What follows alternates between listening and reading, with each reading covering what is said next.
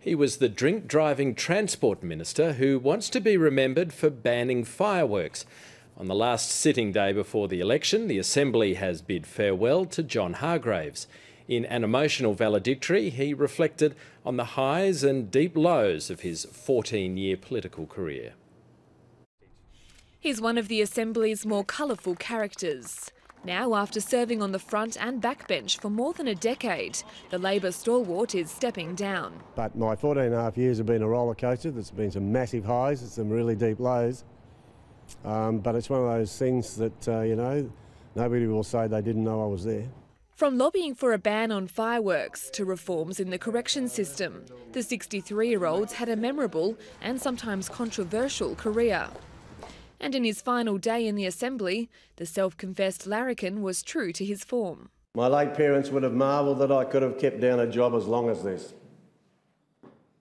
My father gave me a sense of the ridiculous. He was a Liberal, of course, and thus an expert on the ridiculous. As a parliamentary performer, Jono has always been the king of the unscripted epigram. We've agreed on many things and had some pretty passionate disagreements over the years, but throughout that, Jono's always been real. As one member leaves, there are fresh calls for the Legislative Assembly to increase in size. A tripartisan Assembly committee has found the Self-Government Act needs updating. I think it's fair to say that all but one of the submissions we received recommended an increase in the size of the Assembly.